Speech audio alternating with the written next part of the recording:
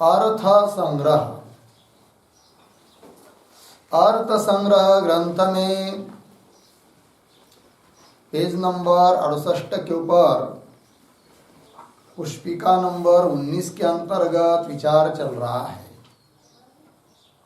विचार ये चल रहा है कि विनियोग विधि के सहकारी भूत जो 6 प्रमाण बताए थे, कौन कौन? श्रुति, लिंग, वाक्य, प्रकरण, स्थान और समाख्या। उनमें जो श्रुति नाम का प्रमाण है उस पर विचार हो रहा है। तो उसके भेद किए थे विधात्री, अभिधात्री, विनियोक्त्री। उन तीनों में भी जो विनियोक्त्री है श्रुति, उसके पुनः 3 भेद किए थे, विभक्ति रूपा, एकाभिधान रूपा और एक पद रूपा। उसमें जो विभक्ति रूपा श्रुति है वो कैसा अंगांगी भाव का बोध कराती है, इसके उदाहरण दे दिए, बहुत सारे उदाहरण दिए। और उसके बाद जो समानाभिधान श्रुति है, अर्थात जिसको दूसरी भाषा में कहेंगे एकाभिधान रूपा, उसी को कहते समानाभिधान रूपा। उस श्रुति के द्वारा कैसा अंग अंगी भाव का बोध होता है, इसका विचार हम लोग कर रहे थे। तो उसका उदाहरण देखा था हम लोगों ने, पशुना यजेत। बराबर है जी। तो देखिए पुस्तक में पशुना यजेत इत्यत्र एकत्व पुंस्त्वयोः समानाभिधान श्रुत्या कारकांगत्वम।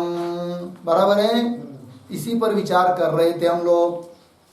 तो उदाहरण दिया है उन्होंने पशुना यजेत, तो वो आकृति कल बनाई थी हम लोगों ने पशुना। तो पशुना इसमें 2 भाग किए थे, प्रकृति और अंग प्रत्यय। प्रकृति और प्रत्यय। तो प्रकृति कौन बताई थी? पशु। और प्रत्यय बताया था कौन? ना। अर्थात मूल में वो टा है, उसको अंगो नाश्रियाम सूत्र से टा को ना हो जाता है। तो जो भी हो प्रत्यय है। और उस प्रत्यय के 3 अर्थ बताए थे, कारक, एकत्व और पुंस्त्व। और ये तीनों भी अर्थ एक ही प्रत्यय के द्वारा कहे जा रहे हैं। कौन प्रत्यय वहां पर? टा, अर्थात ना। तो यहां पर कारक तो मुख्य है, करण कारक। करण कारक में तृतीया हुई है। फिर उसके अंग है एकत्व और पुंस्त्व। अब कारक के अंग एकत्व और पुंस्त्व है, इसके लिए प्रमाण क्या? तो प्रमाण बताया था क्या जी? समानाभिधान श्रुति। समानाभिधान श्रुति की व्याख्या कल परसों की थी क्या? कि शेष और शेषी इन दोनों का कथन करने वाला, अभिधान करने वाला अभिधायक शब्द अर्थात प्रत्यय यदि एक हो उसको कहते हैं क्या? समानाभिधान श्रुति। तो यहाँ पर कारक और एकत्व, कारक और पुंस्त्व, इन तीनों का भी, कारक, एकत्व, पुंस्त्व, करण कारक, एकत्व, पुंस्त्व, तीनों का भी वाचक प्रत्यय रूप शब्द एक ही है। कौन? ना किंवा टा। अर्थात समानाभिधान श्रुति यहाँ पर है। और समानाभिधान श्रुति होने के कारण दोनों का वाचक प्रत्यय एक होने के कारण कारक का अंग बन जाता है कौन? एकत्व और पुंस्त्व एकः।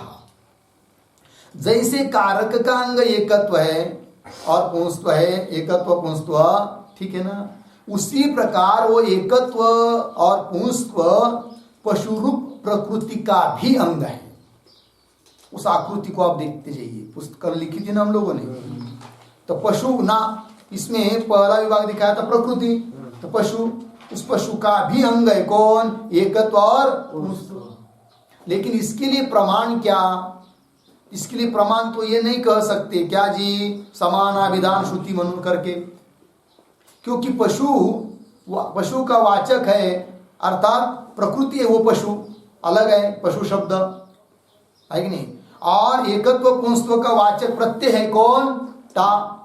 तो दोनों का वाचक अभिधायक शब्द तो भिन्न भिन्न हुआ। यदि दोनों का वाचक एक होता तो यहां पर भी कह सकते थे क्या जी समानाभिधान श्रुति। नहीं समझ में आ रहा है? उस नकाशा को देखते जाइए, पशु ना जो निकला था ना, तो पशु अब किसका अंग किसको बनाना है जी? पशु का अंग बनाना है किसको? एकत्व पुंस्त्व को। लेकिन उसके लिए प्रमाण क्या? तो जैसे कारक का अंग एकत्व पुंस्त्व है, उसके लिए प्रमाण दिया कौन? समानाभिधान श्रुति। क्यों? उस अंग अंगी दोनों का वाचक, दोनों का अभिधायक प्रत्यय शब्द एक है कौन? टा। उस प्रकार उसी समानाभिधान श्रुति को प्रमाण लेकर पशु का अंग एकत्व और पुंस्त्व बनेगा क्या? नहीं बनेगा। क्यों? कि दोनों का वाचक अभिधायक प्रत्यय एक नहीं है शब्द। पशु अलग है, टा अलग है। टा के द्वारा पशु थोड़ी कहा जा रहा है, ठीक है ना। पशु शब्द से कारक एकत्व पुंस्त्व कारक थोड़ी कहा जा रहा है।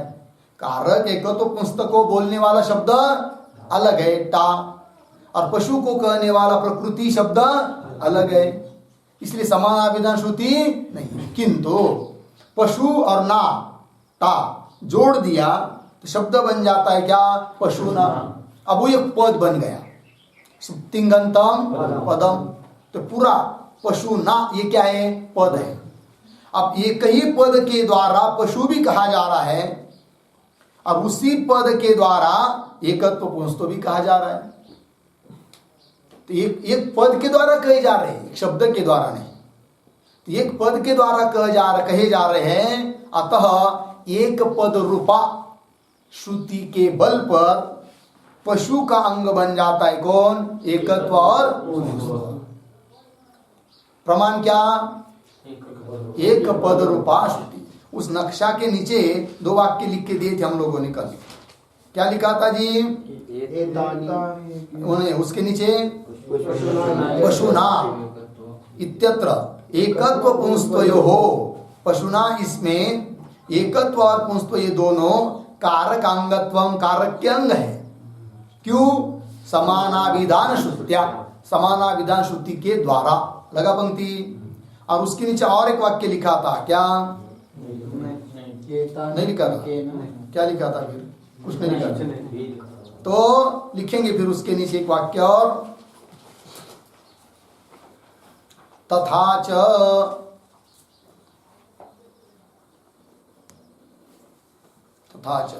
एकत्व पुंस्त्वयोः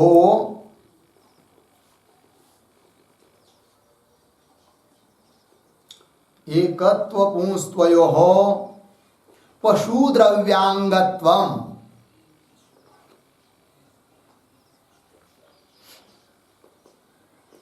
पशुद्रव्यांगत्वम् एक पदश्रुत्या भवति।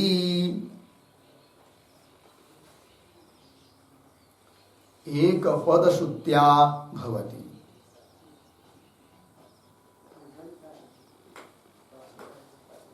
ठीक है जी, देखिए भैया। तथा च उसी प्रकार एकत्व पुंस्त्वयोः, एकत्व और पुंस्त्व ये दोनों में अंगत्व आ जाता है। किसका? पशु द्रव्य का। अंगी कौन हुआ? पशु द्रव्य। एकत्व पुंस्तयो हो पशु द्रव्यांगत्व, पशु द्रव्य का वो अंग बन जाते हैं। लेकिन उसके लिए प्रमाण क्या जी? एक पद श्रुतिया। दोनों में अंतर समझ में आए कि नहीं? समानाभिधान श्रुति अलग है और एक पद रूपा श्रुति अलग चीज है। लगा जी?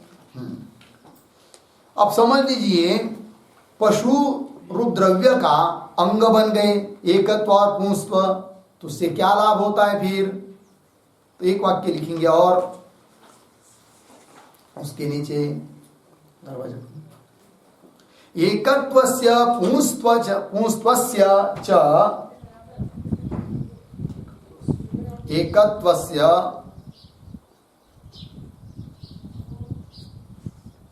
पुंस्त्वस्य च पश्वंगत्वे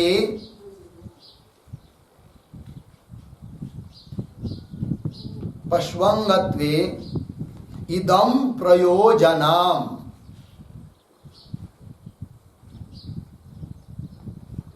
इदं प्रयोजनम् बराबर चिन्ह देकर यत् एकेन पशुना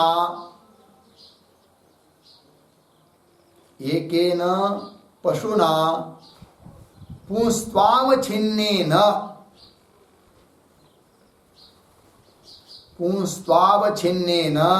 यष्टव्यम् इति पुंस्त्वावच्छिन्नेन यष्टव्यम् इति। ठीक है, देखिए भाई अर्थ। अब एकत्व और पुंस्त्व ये दोनों पश्वंगत्व, पशु का अंग जब उनको बना दिया इससे क्या लाभ होगा, क्या फल निकलता है? तो अर्थबोध हो जाता है क्या? यत् एकेन पशुना, एक पशु के द्वारा, और वो भी कैसा जी? पुंस्त्वावच्छिन्न अर्थात पुल्लिंग। पुल्लिंग ऐसा जो एक पशु उसके द्वारा याग करना चाहिए। पशुना यजेत। अब समझ लीजिए पशु के साथ है कि नहीं एकत्व और पुंस्त्व नहीं जोड़ेंगे, उसका अंग नहीं रहेंगे, है कि नहीं, उसके उपकारक नहीं रहेंगे। कौन? एकत्व और पुंस्त्व। तो क्या बोध निकलेगा फिर? पशुना यष्टव्यम, पशु से याग करो। लेकिन कैसा पशु? कुछ पता चलेगा? कितने पशु? कुछ नहीं। कितने पशु संख्या भी नहीं पता चलेगी, और वो पुल्लिंग की स्त्रीलिंग नर मादा कोई पता नहीं चलेगा। इसीलिए एकत्व पुंस्त्व को उसका क्या कर दिया? अंग बना दिया। तो बोध हो जाएगा क्या? एकेन पशुना, वो भी कैसा? पुंस्त्वावच्छिन्न अर्थात पुल्लिंग, ऐसे पशु के द्वारा याग करना चाहिए। समझ में आया जी? दोनों उदाहरण समानाभिधान श्रुति, एक पद रूपा श्रुति हुआ ना। पुस्तक में देखिए पशुना यजेत इत्यत्र एकत्व पुंस्त्वयो हो, एकत्व और पुंस्त्व दोनों समानाभिधान श्रुत्या, समानाभिधान श्रुति को प्रमाण करके कारक अंगत्व, वो कारक के क्या बन गए? अंग बन गए। बता दिया कैसे बने वो। ठीक है। और यजेत इति आख्याताभिहित संख्यायाः भावनांगत्वं समानाभिधान श्रुति एव एक पद श्रुत्या च यागांगत्वम। ठीक। अब देखिए तो यजेत इति आख्यात, और एक उदाहरण से हम लोगों को इस बात को समझना है कि समानाभिधान श्रुति से कौन किसका अंग बनता है और एक पद श्रुति से कौन किसका कैसा अंग बनता है। तो और एक उदाहरण लिखेंगे हम लोग। लिखिए आप लोग, पंक्ति के बीच में लिखिए यजेत।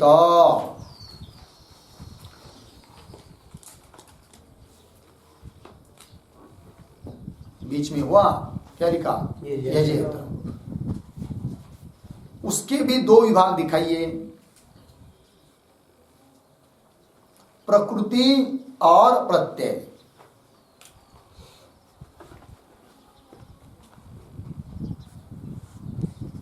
हो गया जी? देखिए पशुना यजेत में यजेत लिया अभी, यजेत, उसके दो विभाग दिखाए, प्रकृति और प्रत्यय। प्रकृति के नीचे लिखिए यज धातु,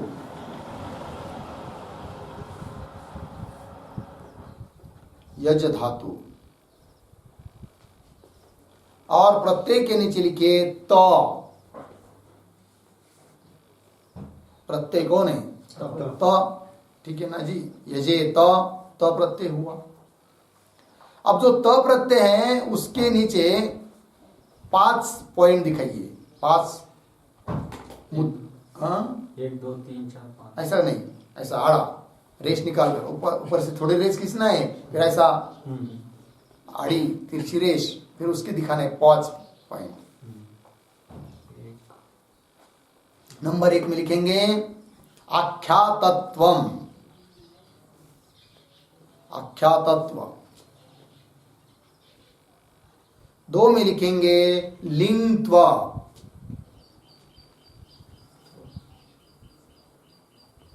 लिंगत्व। 3 पर लिखेंगे संख्या। संख्या। 4 पर लिखेंगे काल। और 5 पर लिखते हैं पुरुष।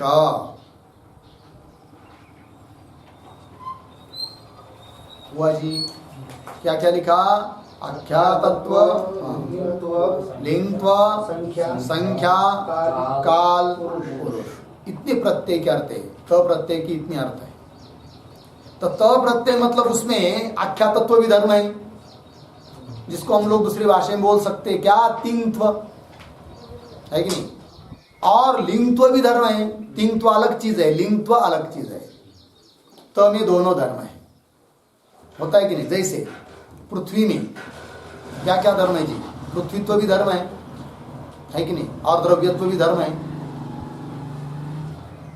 पृथ्वी में द्रव्यत्व, ध्यान दीजिए, पृथ्वी में द्रव्यत्व धर्म है कि नहीं?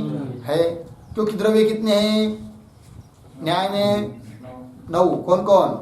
पृथ्वी, आप, तेज, वायु, आकाश, काल, दिशा, मन, ये सब है कि नहीं? उसमें पृथ्वी भी है कि नहीं? द्रव्यत्व उसमें भी है पृथ्वी में। और पृथ्वी में पृथ्वीत्व है कि नहीं? लेकिन पृथ्वीत्व और द्रव्यत्व दोनों एक है क्या? नहीं, द्रव्यत्व अलग चीज है जो कि 9 में है, और पृथ्वीत्व केवल पृथ्वी भर में है, अन्य में नहीं है। लेकिन दोनों पृथ्वी में है कि नहीं? उसी प्रकार त प्रत्यय में आख्यातत्व है, तिंगत्व जिसको कहते हैं, या लत्व कह सकते हैं, है कि नहीं? और लिंगत्व किस में रहेगा? केवल लिंग में। लट लकार के स्थान पर जो त आदि प्रत्यय हुआ रहेगा तो उसमें लिंगत्व रहेगा क्या? नहीं। क्या रहता है उसमें? लट्त्व। लट के जगह पर हुआ रहेगा तो लट्त्व, लिट्त्व। उस प्रकार यहाँ पर लिंगत्व। समझ में आया ना? तो देखिए भाई, आख्यातत्व, लिंगत्व और संख्या का भी बोध होता है कि नहीं? तब प्रत्यय से एक वचन है कि द्विवचन है कि बहुवचन है, संख्या का भी बोध होता है। और काल का भी बोध होता है, और पुरुष का भी बोध होता है। प्रथम पुरुष है कि मध्यम पुरुष है कि उत्तम पुरुष है, प्रत्यय को देख कर ही पता चलता है कि नहीं? अर्थात प्रत्यय का वो अर्थ है। तो यहाँ पर एक ही त प्रत्यय के इतने सारे अर्थ है। कौन कौन? आख्यातत्व, लिंग, संख्या, काल और पुरुष। अब आख्यातत्व पहला है, उसके नीचे बाण खींचकर नीचे लिखेंगे आर्थी भावना।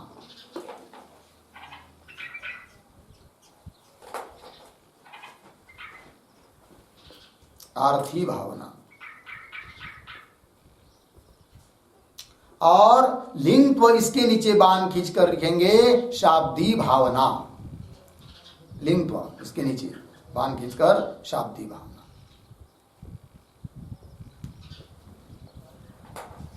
हो गया? अब देखिए भाई, तो त प्रत्यय में जो आख्या धर्म है, आख्यातत्वावच्छिन्न प्रत्यय के द्वारा, त के द्वारा कौन सी भावना कही जा रही है? आर्थी भावना। ये विषय पहले हो चुका है। और लिंगत्व के द्वारा कौन सी भावना कही जा रही है? शाब्दी भावना। हुआ कि नहीं? अब वहां पर भी आर्थी भावना और शाब्दी भावना, इसमें भी अंगांगी भाव है। अंगी है कौन? आर्थी भावना, और उसका अंग है शाब्दी भावना। उद्देश्य कभी भी साध्य होता है, अंगी होता है। तो शाब्दी भावना का साध्य कौन है? आर्थी भावना। आर्थी भावना क्या है जी? उद्देश्य है, अर्थात अंगी है, शेषी है, और उसका शेष होता है कौन? शाब्दी भावना। क्या प्रमाण इसके लिए बोल सकते हैं आप लोग? किसके आधार पर बोल रहे हैं अंगांगी भाव दोनों में, आरती भावना और शाब्दी भावना में? विचार कीजिए। यहाँ पर सब है, प्रमाण आपको मिल जाएगा। कौन सा प्रमाण है यहाँ पर? श्रुति प्रमाण है। कौन सी श्रुति प्रमाण है? समाना विधान रूपा, एका विधान रूपा। एक ही अभी प्रत्येक के द्वारा दोनों का विधान हो रहा है कि नहीं? किसका किसका? आरती भावना का और शाब्दी भावना। पेज नंबर 33 निकालिए।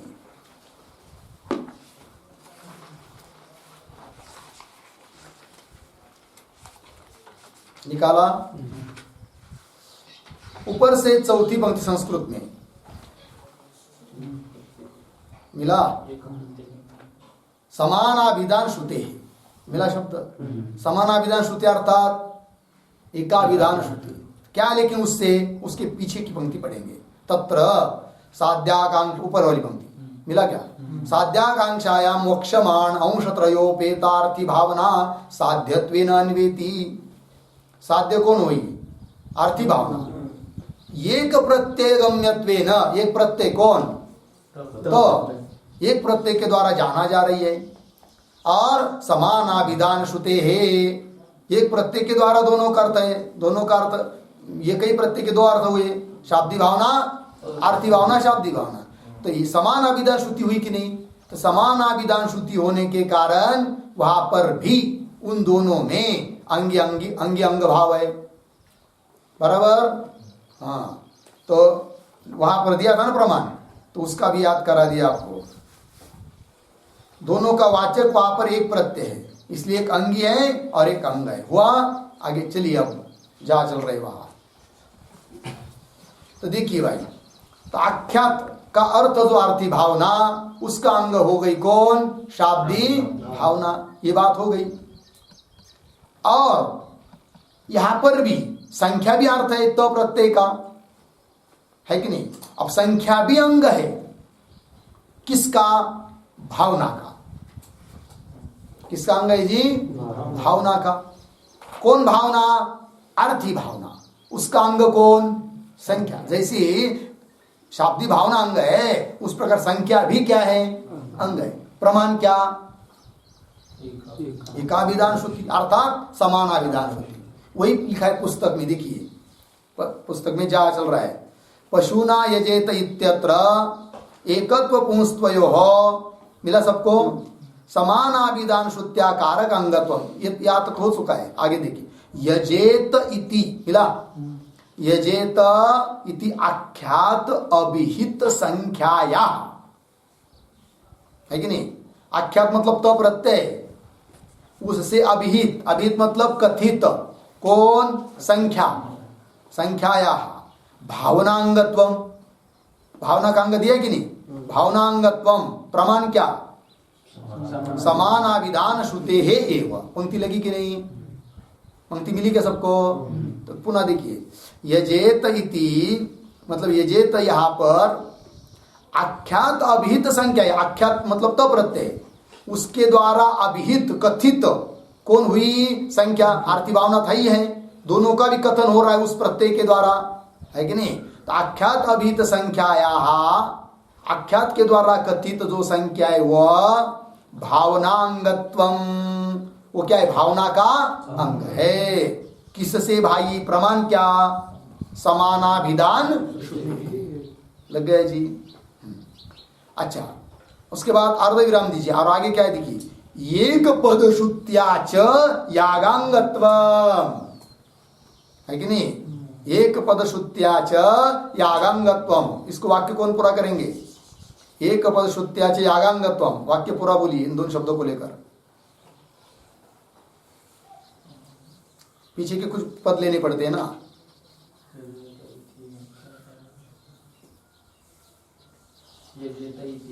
यजेत इति आख्याताभिहित संख्यायाः एक पद श्रुत्या च यागांगत्वम बन गया। लगे पंक्ति क्या? यजेत यहां पर आख्यात से अभिहित जो संख्या, वो संख्या दोनों का अंग है। भावना का भी अंग है और याग का भी अंग है। भावना का अंग है वो समानाभिधान समानाभिधान श्रुति से, और याग का अंग है वो एक पद श्रुति से। मिला जी? देखिए पंक्ति, यजेत इति आख्याता भीत संख्यायाः, दो शब्द छोड़ दीजिए, 2-3, फिर पूरा वाक्य, एक पद श्रुत्या च यागांगत्व। लग गया ना? कैसे? नकाशा देखिए। तो यज धातु का अर्थ क्या बताया था? याग। अभी लिख के दिया ना, यज का अर्थ क्या है? याग है। और तो प्रत्यय का अर्थ बहुत सारे हैं, उसमें संख्या भी है। तो संख्या दोनों का अंग हो रही है, भावना का भी और याग का भी। समझ में आया ना? अब भावना का अंग यदि संख्या को बनाना है तो उसके लिए प्रमाण क्या बन जाता है? समानाभिधान श्रुति, अर्थात दोनों का वाचक प्रत्यय रूप शब्द एक है। कौन? त। किंतु वही संख्या याग का भी अंग है, किंतु याग तो त प्रत्यय के द्वारा कहा नहीं जा रहा है। त प्रत्यय का वाच्य 5 बताए, याग थोड़ी बताया। यदि त प्रत्यय का अर्थ याग भी होता तब याग का अंग संख्या किस प्रमाण से होती? समानाभिधान। बोलते जाओ भाई, आप लोग बोलते नहीं तो समझ में नहीं आता है। नहीं समझ में आ रहा है क्या? क्या? समानाभिधान श्रुति से। नकाशा देखिए, याग का अंग संख्या है, इतनी बात सही? याग का अंग किसको बनाना है? संख्या को। अब तो प्रत्यय के द्वारा वाच्य जैसी संख्या है, उसी प्रकार तो प्रत्यय का वाच्य यदि याग रहता, अर्थात याग और संख्या दोनों का वाचक एक ही तो शब्द होता, तब याग का अंग संख्या है, इसके लिए कौन प्रमाण बन जाता? हाँ बराबर, कौन? समानाभिधान श्रुति बन जाता। लेकिन त प्रत्यय का वाच्य जैसी संख्या है, वैसा याग नहीं है। लग गया जी? अब याग का अंग तो संख्या को बनाना है, तब कैसा करें? तो याग और संख्या भले प्रत्यय रूप एक शब्द के द्वारा वाच्य नहीं है, कहा नहीं जा रहे, किंतु यजेत इस एक पद के द्वारा दोनों वाच्य है। पद के द्वारा दोनों कहा जा रहे हैं। कौन सा पद? यजेत पूरा सुप्तिंगंतम पदम। अब एक ही पद के द्वारा याग भी कहा जा रहा है और उसी पद के द्वारा संख्या भी कही जा रही है। अब याग का अंग संख्या को बनाना है तो कौन प्रमाण बन जाएगा? एक पद श्रुति। समझ में आया ना? तो वही वाक्य बन गए, फिर हो गया ना? हाँ। तो अभी जो नकाशा निकला था उसके नीचे एक वाक्य लिखेंगे, यजेत इत्यत्र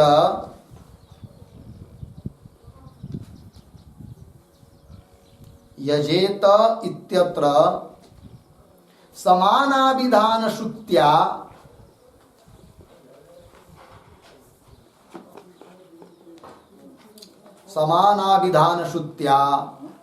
संख्यायाः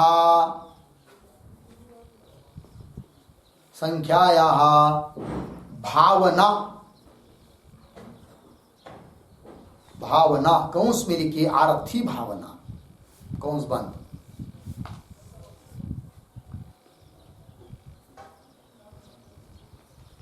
आगे अंगत्वम भवति,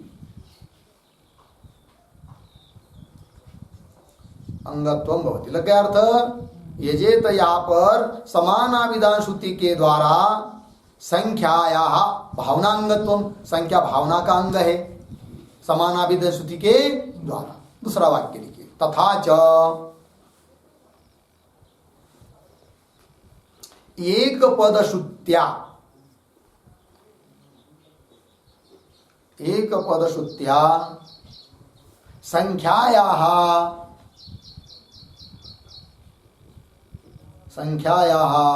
यागांगत्वं भवति।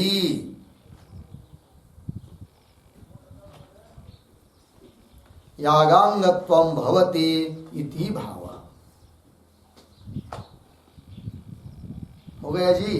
देखिए भाई अर्थ, एक पद श्रुति के द्वारा संख्या याग का भी अंग है, ठीक है ना जी। लेकिन किससे? एक पद श्रुति के द्वारा। हो गया। पुस्तक में देखिए पंक्तियों को, पशुना यजेत, मिला पंक्ति, पशुना यजेत इत्यत्र एकत्व पुंस्त्वयोः समानाभिधान श्रुत्या कारकांगत्वम यजेत इति आख्याताभीत संख्यायाः भावनांगत्वम समानाभिधान श्रुतेः एव एक पद श्रुत्या च यागांगत्वम। ठीक। अब इस पंक्ति में भावना शब्द आया है। कौन शब्द आया है जी? भावना। कोई कहेगा भाई भावना से शाब्दिक भावना क्यों नहीं लिया, आरती भावना ही क्यों लिया? तो उस पर एक वाक्य,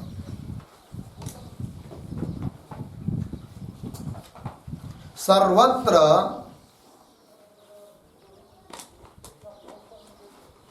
सर्वत्र निरूपपदम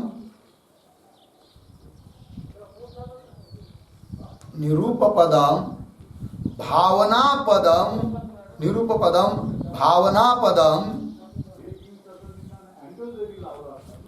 पदम आर्थी भावनायाः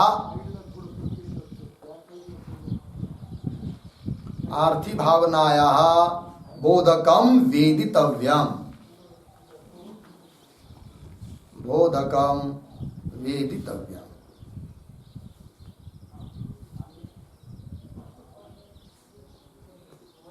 ठीक है। देखिए भाई, सब जगह नियम है कि निरूप पद भावना पद, भावना शब्द रहेगा और उसके पीछे कोई उपपद नहीं रहेगा, तो वहां पर समझना चाहिए भावना शब्द से क्या?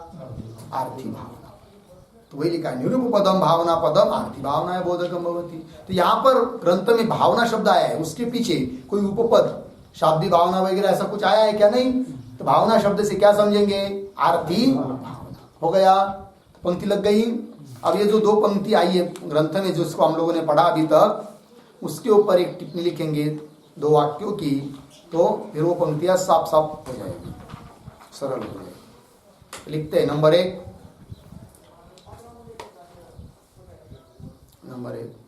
पशुना इत्यत्र, पशुना इत्यत्र एकत्व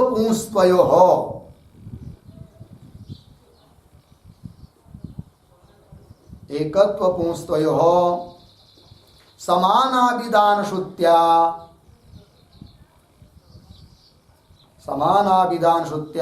कारकांगत्वं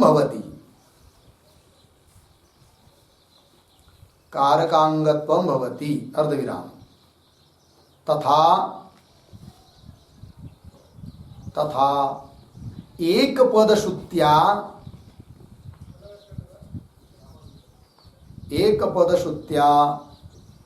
पशुद्रव्यांगत्वं भवति।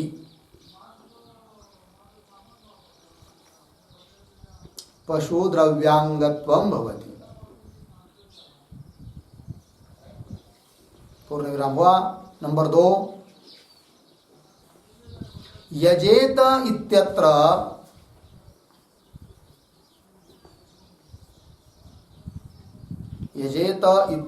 संख्यायाः समानाभिधान श्रुत्या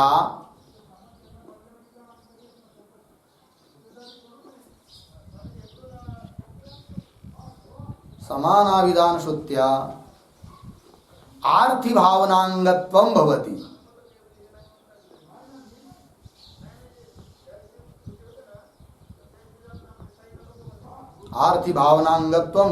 अर्धविराम। तथा एक पद श्रुत्या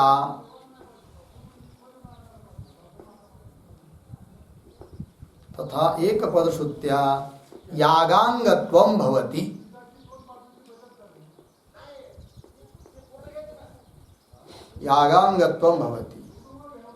इति आशय।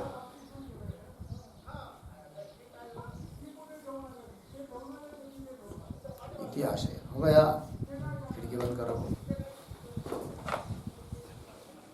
देखिए अर्थ देखिए, तो अलग अलग व्यवस्थित हो गया। अभी देखिए नंबर 1, तो पशुना इत्यत्र एकत्व और पुंस्त्व इन दोनों को पकड़ना है, ठीक। समानाभिधन श्रुत्या कारकांगत्वम, तथा उसी एकत्व संख्या एकत्व और पुंस्त्व को लेना है। एक पद श्रुत्या पशु द्रव्यांगत्व, तो पशु द्रव्य का भी अंग हुए और कारक का भी अंग हुए कौन? एकत्व पुंस्त्व, किंतु प्रमाण अलग अलग। एक जगह समानाभिधान श्रुति, एक जगह एक पद श्रुति। अब दूसरे वाक्य में देखिए, यजेत इत्यत्र, यहां पर संख्या समानाभिधान श्रुत्या आरती भावनांगत्व, आरती भावना का अंग है कौन? संख्या, किंतु प्रमाण समानाभिधान श्रुति। और वही संख्या तथा च एक पद श्रुत्या यागांगत्व, याग का भी अंग है कौन? वो संख्या, किंतु प्रमाण एक पद श्रुति। हो गया जी अलग अलग। अब चलिए आगे चलते, पुस्तक में देखिए, पशुना यजेत इत्यत्र एकत्व पुंस्त्वयो समानाभिधान श्रुत्या कारकांगत्वम, यजेत इत्याख्याता विहित संख्यायाः भावनांगत्वम समानाभिधान श्रुतेः एव एक पद श्रुत्या च यागांगत्वम। हो गया। ये दो पंक्ति को लेकर उस दो पंक्ति को पढ़ेंगे तो सरलता से स्पष्टबोध हो जाता है, ठीक है जी। अब आगे चलेंगे। न च अमूर्तायाः तस्याः कथम भावनांगत्वम इति वाच्यम। न च अमूर्तयाः तस्याः कथम भावनांगत्वम इति वाच्यम। अर्धविराम है ना। कर्तु परिच्छेद द्वारा तद उपपत्ते है, कर्तु परिच्छेद द्वारा उपपत्ते है, कर्ता च आक्षेपलभ्यः, कर्ता च आक्षेपलभ्यः, आख्यातेन हि भावना उच्यते, आख्यातेन हि भावना उच्यते, सा च कर्तारं विना अनुपपन्ना इति तम आक्षिपति। सा च कर्तारं विना अनुपपन्ने इति तम आक्षिपति। हो गया। देखिए भाई, अब पूर्व पक्षी यहाँ पर शंका कर रहा है, इसको पीछे पूर्व पक्षी क्या कर रहा है? शंका। न च अमूर्तायाः तस्याः, तस्याः तस्याः शब्द कर्त लिखिए संख्यायाः,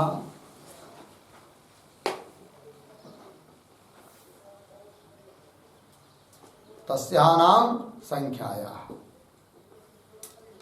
संख्या क्या है जी? अमूर्त है, ठीक। अमूर्त का मतलब क्या जी? तो कल पर या परसों बाद बताया था ना, मूर्त और अमूर्त है कि नहीं, जिसमें परत्व अपरत्व का व्यवहार हो सकता है, संख्या का अन्वय हो सकता है, या जिसमें क्रिया रहती है या वेग रहता है या परिचिन्न परिमाण जिसका होता है, उसको क्या बोलते हैं? मूर्त है कि नहीं। क्रियावत्व मूर्तत्व आदि आदि कहा था। जैसे घट मूर्त है कि नहीं, क्योंकि घट के बारे में हम कह सकते हैं घट पर है, अपर है कि नहीं। पुनः वो क्रिया वाला है, वेग वाला है, एक है, दो है, सबका अन्वय घट के साथ होता है, इसलिए घट क्या है जी? मूर्त है। उस प्रकार संख्या ये गुण है, ये मूर्त है क्या? नहीं, तो गुण है, अमूर्त है इसका मतलब। अब जब अमूर्त है संख्या तो कैसा अंग बनेगी भावना का? ये किया शंका किसने? पूर्व पक्षी ने। देखिए, न च अमूर्तायाः तस्याः कथम भावनांगत्वम, वो भावना का अंग कैसी बनेगी? इति वाच्यम, ठीक है ना। जो नकाशा निकला था हम लोगों ने यजेत में, लेकिन तो वहां पर त प्रत्यय का एक अर्थ, त प्रत्यय जो आख्यात तो धर्म है, उसका अर्थ है आरती भावना। उस आरती भावना का अंग बनाया था किसको? संख्या को।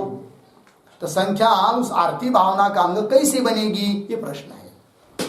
और क्यों नहीं बनेगी, उसके लिए क्या हेतु दिया उस पूर्व पक्षी ने? अमूर्त है कौन? संख्या। संख्या यदि कोई मूर्त वस्तु रहती तो आरती भावना जो व्यापार है कि नहीं, प्रयोज्यकर्ता का जो व्यापार है कि नहीं, तो उसके लिए समझ लीजिए दधी आदि कुछ रहता तो वो सिर्फ उसमें काम में ला सकता था, अंग बन जाता। लेकिन संख्या क्या है जी? अमूर्त है, और वह आरती भावना का अंग कैसे बनेगी? ठीक है ना। आरती भावना भी क्या है? एक प्रवृत्ति है, क्रिया रूप है है कि नहीं? तो उसका अंग कैसे बनेगी संख्या? समझ में आया? तो ये प्रश्न हुआ, उत्तर दे रहे देखिए।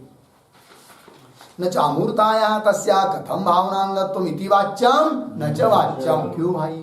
कर्तृ परिच्छेद द्वारा तद उपपत्ते है।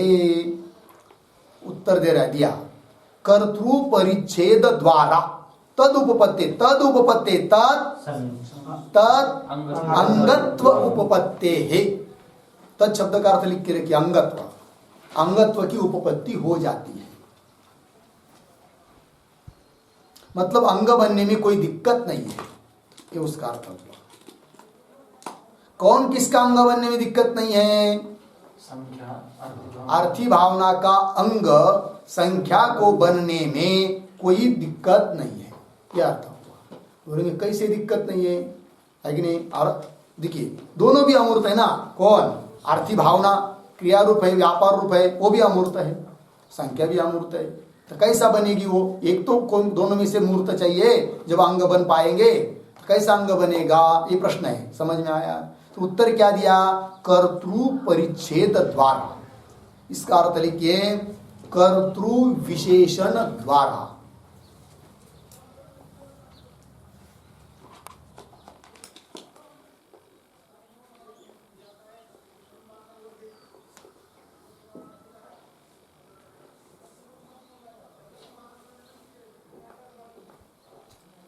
हुआ जी? क्या? कर्तृ विशेषण द्वारा। मतलब क्या हुआ फिर? संख्या कर्ता का विशेषण बनकर भावना का अंग बनेगी, यह अर्थ हुआ। भावना का अर्थी भावना का अंग है कौन? संख्या। लेकिन कैसी? कर्ता का विशेषण बनकर, कर्तृ परिच्छेद द्वारा। ठीक है। अब प्रश्न आएगा कि भाई कर्ता कहां से लाया? अभी जबकि नक्शा निकला है यजेत में, नक्शा निकला कि नहीं? तो प्रत्यय के अर्थ कौन कौन बताए? आख्या, लिंग, संख्या, काल, पुरुष। इसमें कर्ता तो कोई है ही नहीं। यदि कर्ता रहता तो उस कर्ता का विशेषण बनकर भावना का अंग बन पाती। कर्ता तो है नहीं। और आख्यात के द्वारा वाच्य होती है भावना। आख्यात का अर्थ क्या होता है? भावना होती है। अलग अलग मत है।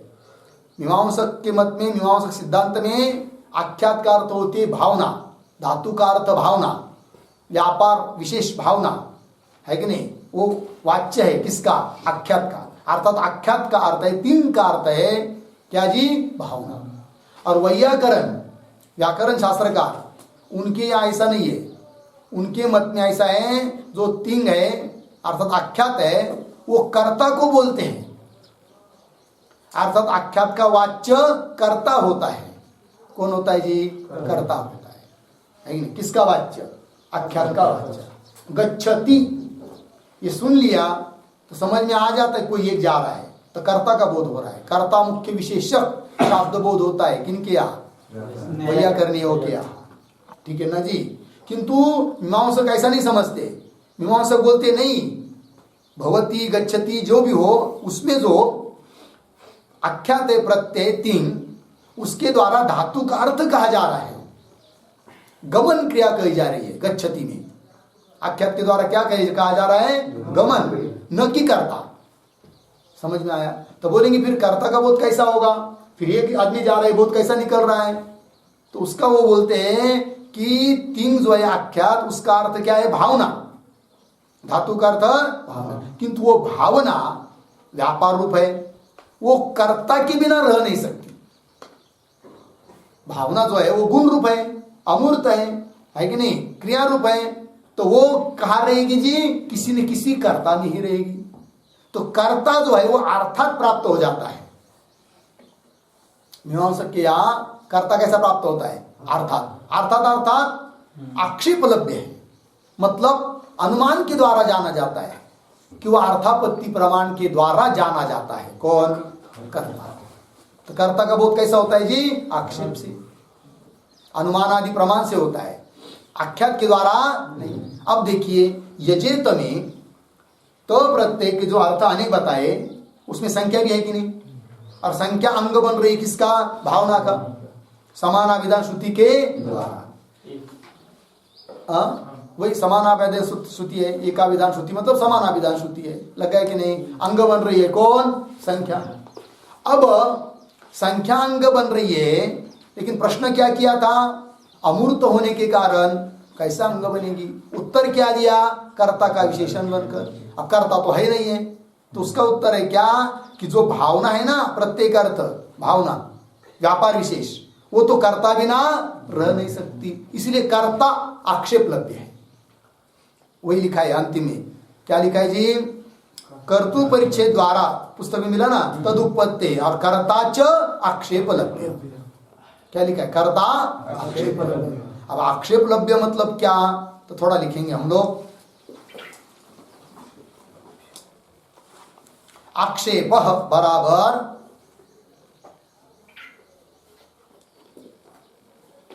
आक्षेप बराबर अनुमानम अर्थापत्ति ही वा। अर्थापत्ति ही वा पूर्ण विराम। तादृश अनुमानेन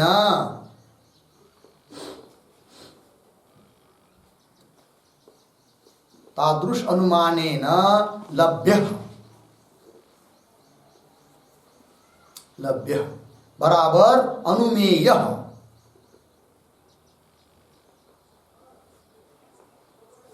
लभ्य बराबर अनुमेय अर्धविराम कल्प्यो वा।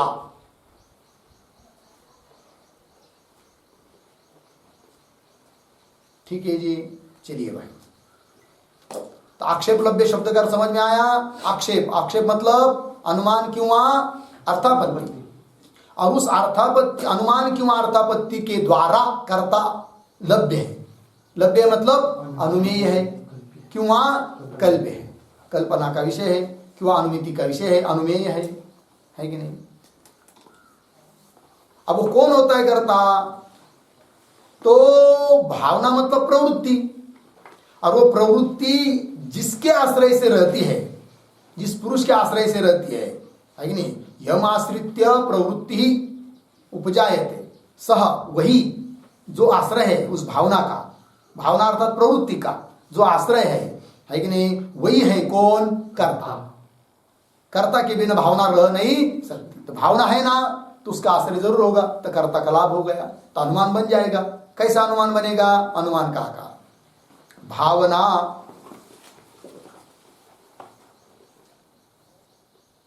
भावना शास्त्रया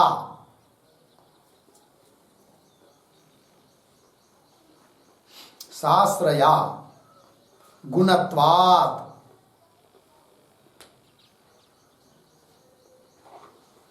गुणत्वात् संप्रतिपन्न गुणवत् संप्रतिपन्न गुणवत्।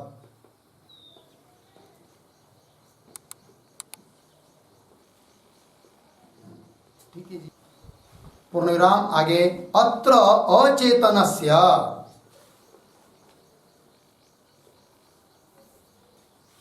अत्र अचेतनस्य न आक्षेपः न आक्षेपः अनधिकारात्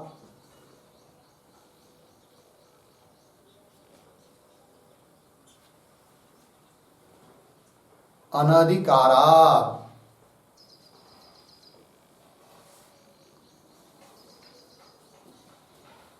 हो गया जी।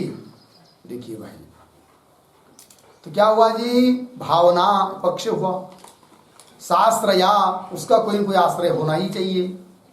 क्यों? व्यापार विशेषत्वात्, व्यापार विशेष होने के कारण। ये लिखा है ना जी, क्या लिखा है? भावना शास्त्र या गुणत्वात्, गुण होने के कारण। क्यों? और एक हेतु दे सकते, गुणत्वात् उसके पास में लिखिए व्यापार विशेषत्वाच्च, और एक हेतु व्यापार विशेषत्वाच्च।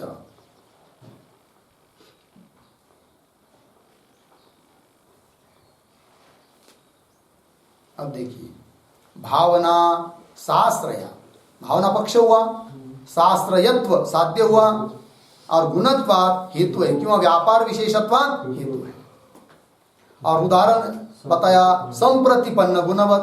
संप्रति मतलब उभय सम्मत गुण की तरह, जो कि पूर्व पक्षी को सिद्धांति को दोनों को मान्य होता है, ऐसा उदाहरण है कि नहीं। क्या कोई भी गुण उसका कोई न कोई आश्रय होता ही है, उस प्रकार यहाँ पर भी भावना का कोई न कोई आश्रय होना ही चाहिए। और वो भी आश्रय कौन होना चाहिए जी? अचेतन नहीं, चेतन ही होना चाहिए, क्योंकि अचेतन तो आश्रय हो नहीं सकता, उसमें व्यापार रहता नहीं है, अनधिकारक। तो चेतन ही कोई क्या होगा जी? आश्रय होगा।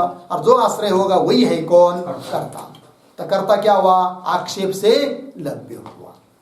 ठीक है ना जी, ये बात हुई। लगा इतना? तो जो पंक्तियां ये देखिए, न च अमूर्ताया तस्या कथम भावनांगत्वम इति वाच्यम न च वाच्यम। कर्तृ परिच्छेद द्वारा लिखा है ना, तो कर्तृ परिच्छेद द्वारा इसका एक शब्द में अर्थ लिख दिया था, कर्तृ विशेषण द्वारा। थोड़ा और लिखते सविस्तर, कर्तृ परिच्छेद द्वारा का अर्थ तात्पर्य। आक्षिप्त यह कर्ता,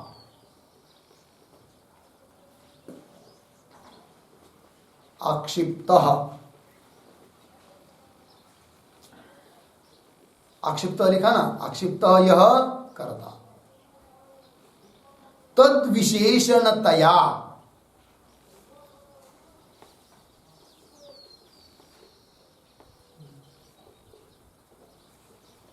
तद विशेषणतया एकत्व पुंस्त्वयोः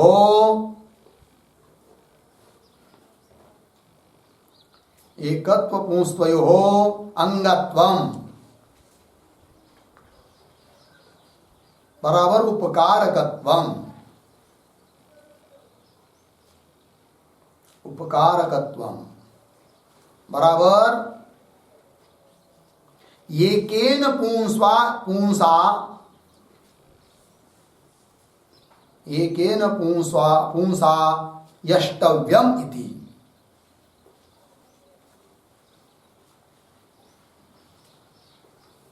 एकेन पुंसा यष्टव्यम इति हुआ, अर्थ हुआ। देखिए अर्थ समझती इस पंक्ति का। और लिखेंगे वाक्य, लेकिन इसको पहले समझ लेते हैं। आक्षिप्त यह करता, आक्षिप्त, आक्षिप्त मतलब क्या जी? आक्षेपेन प्राप्त। आक्षेप शब्द का अर्थ लिख दिया आपको, अनुमान क्यों? अर्थापत्ति, अर्थापत्ति क्यों? अनुमान के द्वारा प्राप्त जो करता उसको कहते आक्षिप्त। तो आक्षिप्त यह करता तद विशेषणतया, उसका विशेषण बन जाती है कौन? संख्या।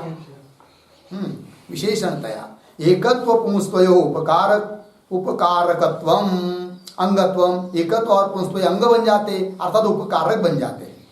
तो बोध होता है क्या? एकेन पुंसा यष्टव्यम, जैसा पशुना यजेत। इस वाक्य का क्या बोध होगा? कर्ता कौन है? कोई भी। देवदत्त पशुना यजेत, देवदत्त एक पशु के द्वारा। तो देवदत्त कैसा जी?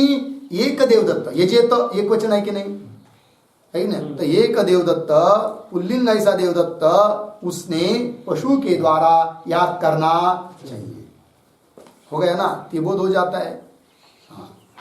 तो एकेन पुंसा यष्टव्यम इति हो गया। आगे थोड़ा और एक वाक्य लिखते हैं, नंबर 2।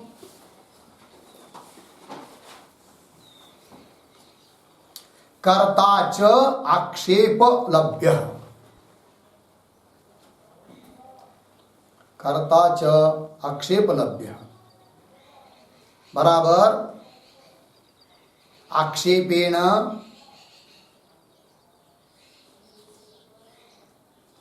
बराबर अनुमानेन अर्थापत्ति प्रमाणेन वा,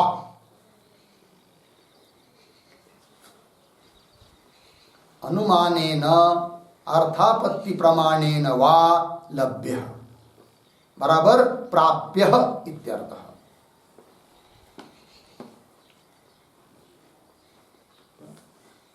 लभ्य बराबर प्राप्य, प्राप्त हो जाता है। ठीक, देखिए कर्ता आक्षेप लभ्य है कि नहीं? आक्षेप लभ्य पद आया था ना ग्रंथ में, उसका स्पष्टीकरण। तो आक्षेपेन, आक्षेपेन नाम अनुमानेन अर्थापत्ति प्रमाणेन वा लभ्य अर्थात प्राप्य। वो अनुमान लिख दिया आपको, भावना शास्त्रया लिख दिया ना। अब अर्थापत्ति से कैसा लब्ध हो जाता है उसको भी लिखते हैं। लिखिए आगे। तो अनुमान पुनः लिख सकते हो, वही वाला भावना शास्त्र है, उसके लिए एक पंक्ति छोड़ दी चाहे तो बाद में लिखिए नीचे, यद विना यह अनुपपन्न, अर्थापत्ति बता रहे अभी। यद विना यह अनुपपन्न,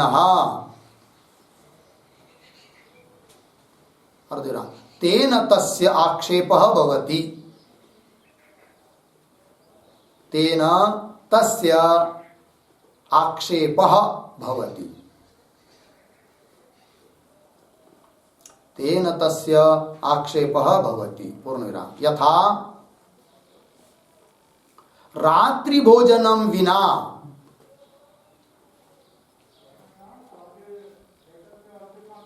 रात्रि भोजनं विना स्थौल्यम पूर्णविराम। तथा भावना,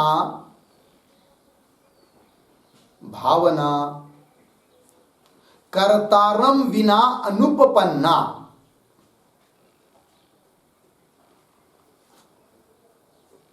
कर्तारम विना अनुपपन्ना इति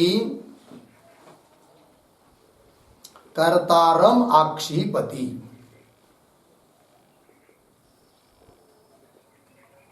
कर्तारम आक्षिपति पूर्णविराम। हो गया जी।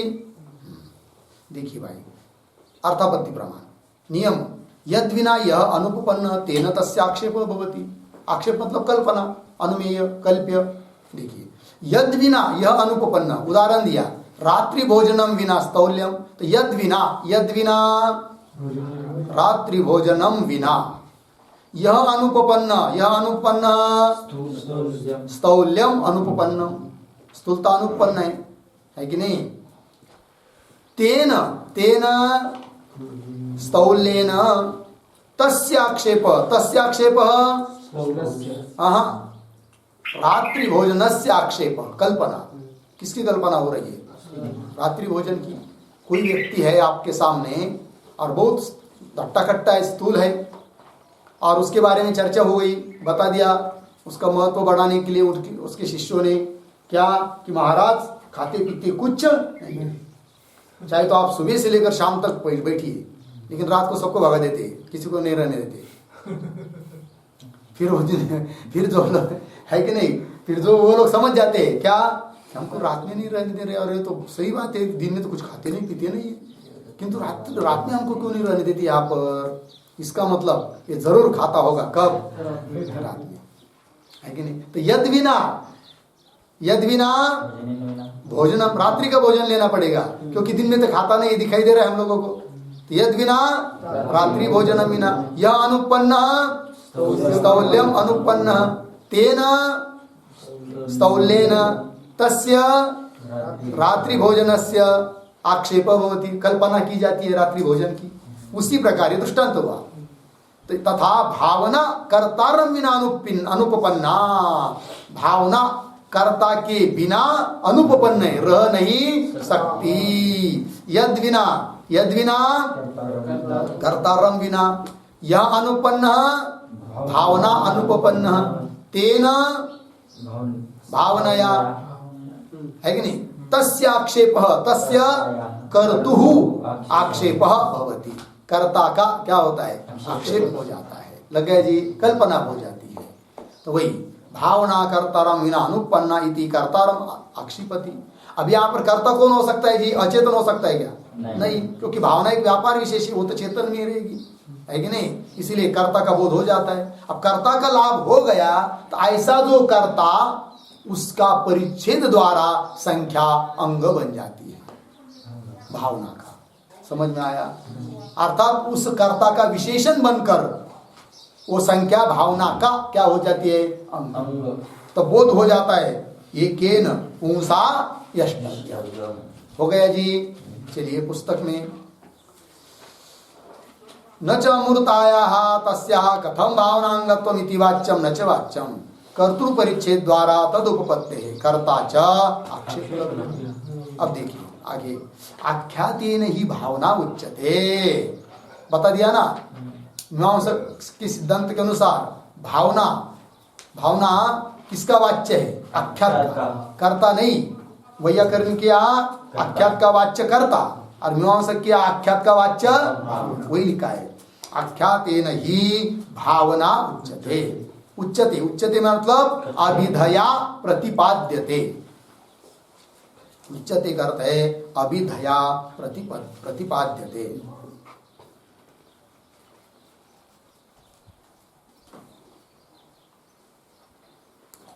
हो गया जी। चलिए, तो आख्याते नहीं भावना उच्यते, इस पर एक वाक्य लिखेंगे, अंतिम का वाक्य। यजेत इत्यत्र, यजेत इत्यत्र मीमांसक मतेन, मीमांसक मतेन तप्रत्यय वाच्या भावना,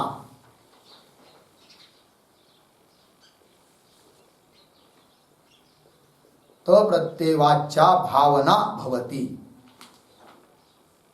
अर्धविराम। वैयाकरण मतेन, वैयाकरण मतेन प्रत्ययवाच्य कर्ता,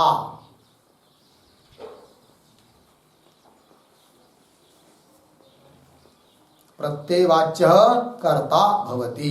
पूर्णविराम। मीमांसक वैयाकरणयोः,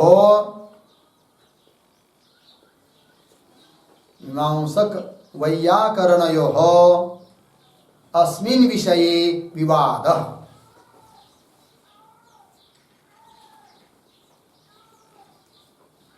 अस्मिन् विषये विवादः। पूर्णविराम।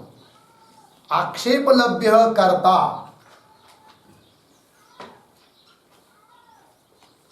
आक्षेपलभ्य कर्ता इति मीमांसकः, मीमांसकः। अर्धविराम। आख्यातवाच्य,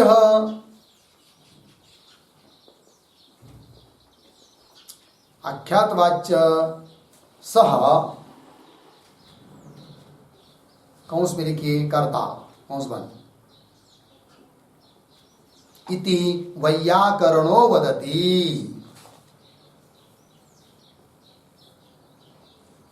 इति वैयाकरणो वदति। हो गया। देखिए भाई अर्थ। यजेत इत्यत्र मीमांसक मतेन, मीमांसक मत के अनुसार तो प्रत्ययवाच्य कौन है जी? भावना। और वैयाकरण मत के अनुसार प्रत्यय का वाच्य अर्थात तो प्रत्यय का वाच्य कौन है? कर्ता। दोनों में अंतर हुआ कि नहीं? तो वही लिखा मीमांसक वैयाकरणयो अस्मिन् विषय विवाद, दोनों को बात चलता है। आक्षेप लभ्य कर्ता किनके मत में? मीमांसक मत में। प्रत्यय का वाच्य कर्ता नहीं है, वो तो आक्षेप लभ्य है, अनुमान के द्वारा जाना जाता है, अर्थापत्ति के द्वारा जाना जाता है। कौन? कर्ता। किसके मत में? मीमांसक के मत में। तो आक्षेप लभ्य कर्ता इति मीमांसक। और आख्यात वाच्य सह कर्ता, कर्ता आख्यात का वाच्य है, किसके मत में? वैयाकरण के मत में। ऐसा दोनों का मतभेद है। वाना जी पंक्ति देखिए मूल में, आख्यातेन ही भावना उच्यते, सा भावना कर्तारम विना अनुपपन्ना, कर्ता के बिना रह नहीं सकती। इति तम आक्षिपति, तम कर्तारम, तम के ऊपर लिख के रखिए कर्तारम, बाद में नहीं पता चलेगा। सा शब्द का अर्थ क्या लिखना है? भावना। वहां पर लिख के रखना है सा बरोबर भावना। सा च कर्तारम विना अनुपपन्ना, अनुपपन्न है, रह नहीं सकती। इति तम आक्षिपति, कर्तारम आक्षिपति, कर्ता का बोध करा देती है, आक्षेप करा देती है, अनुमान के द्वारा ज्ञान करा देती है। कौन? भावना। किसका? कर्ता का। तो कर्ता का लाभ हुआ कि नहीं? प्रश्न क्या था पूर्व पक्षी का? अमूर्ताया कथम भावनांगत्वम, संख्या अमूर्त है तो भावना का अंग कैसा? तो बता दिया कर्तु परिच्छेद द्वारा, कर्ता का विशेषण बनकर। बोलोगे कर्ता तो है नहीं, प्रत्येक वाच्य कर्ता है नहीं, तो कैसा आप कर्ता का विशेषण बना रहे हो संख्या को? तो उसका भी उत्तर दे दिया कि भले हमारे मत में प्रत्यय का वाच्य कर्ता नहीं है, किंतु आक्षेप से लभ्य है कौन? कर्ता। तो कर्ता का बोध हो रहा है, इसलिए कर्ता का विशेषण बनकर संख्या भावना का अंग बन जाएगी, है कि नहीं? भावना का अंग कौन बन जाएगी? संख्या, कर्ता का विशेषण बनकर। समझ में आया? बस आगे का विचार करते हैं। ओम पूर्णमदः पूर्णमिदं पूर्णात् पूर्णमुदच्यते पूर्णस्य पूर्णमादाय पूर्णमेवावशिष्यते।